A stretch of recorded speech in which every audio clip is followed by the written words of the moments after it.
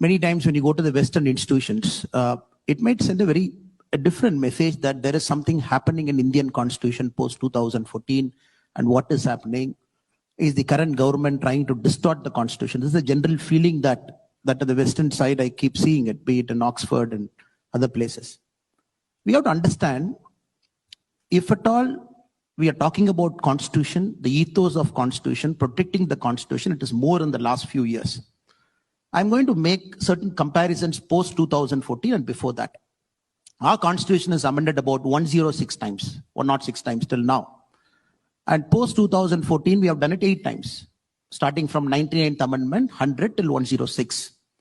If somebody is carefully studying what are those last 8 amendments post 2014 we have done. We did an amendment, the first amendment we did after 2014 is to exchange certain territories with Bangladesh because we had an agreement. We took some land from them, we have to give a land. Then we brought GST. We extended the reservation in the country for another 10 years. That is one amendment. We gave 1/3 reservation to our mothers and sisters, one amendment. We empowered the state governments to decide who should be the OBCs of our country. That is one amendment. We gave a constitutional mandate to the OBC Commission. This are the 8 amendments we have done post 2014, which each of those single amendment has actually strengthened the constitution, taking the constitution forward, so that what you mentioned about the preamble of the constitution, it is strengthening. If you go slightly previously, the kind of distortions we have seen, I'm only mentioning a couple of amendments, 24th, 25th, 29th, 39th, 42nd. These amendments I'm mentioning in particular because these are classics. When somebody talk about, we preserved the identity of Bharat post 2000, post 1947 till about 2014, now everything is distorted. People should just go and read the 39th Amendment, which was simply brought in on a Thursday in the Parliament, August 7, 1975, which is a Thursday in the Lok Sabha. They brought an amendment to say nobody can question the election of a Prime Minister, the President, the Vice President, and the Speaker on a Thursday. August 8, 1975, which is a Friday, the Lok Sabha passes. August 9, 1975, which is a Saturday, 17 legislative assemblies of our country, suddenly they call for a session in the Legislative Assembly, they endorse it. August 11, 1975, which is a Sunday, the President signs it. Because August 12, 1975, the case against Indira Gandhi ji madam is coming in the Supreme Court. Have you seen this kind of distortion? 42nd Amendment. When we talk about the preamble now, certain insertion of words, the word called secular. Now the problem in our country is there is a syndrome that many of our folks have. It is called the over-secularization syndrome. They want to go overboard to prove they are secular. That is uncalled for, unfair. And they, with the distorted lens, they want to see whatever is happening to say that secularism is getting distorted.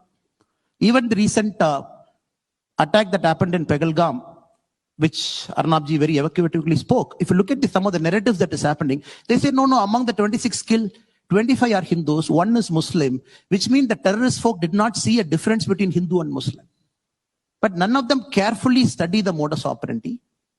None of them carefully study what he said, what was actually happening in the field that particular day. I would say it is a very unfair defense. Many a times I keep facing it. 4 months when I did a small fellowship in Oxford, every single day in the professors in UK, my only job from morning till night was defending that we are not doing anything wrong in our country. It is not a kangaroo court that is running our country. We are elected by the people. We have a mandate.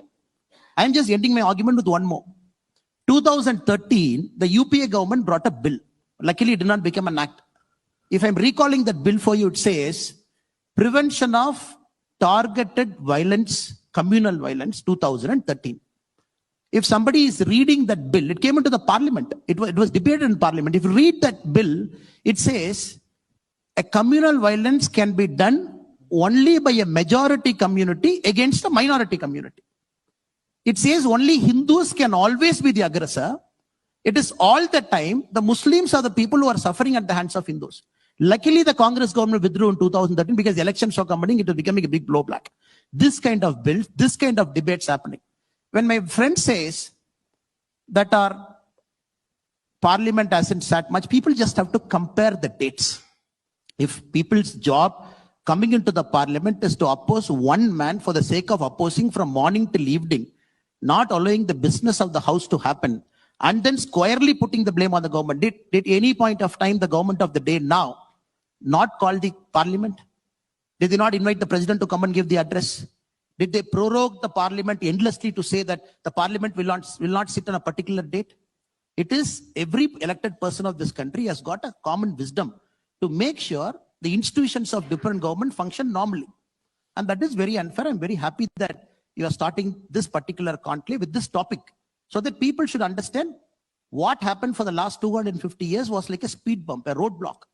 Now we are only trying to set things in right historical context, because in my table also you have mentioned Vikshit Bharat and the promise of a civilizational state. It is important that India should progress towards something called a civilizational state.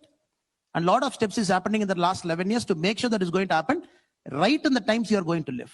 Thank you. Okay.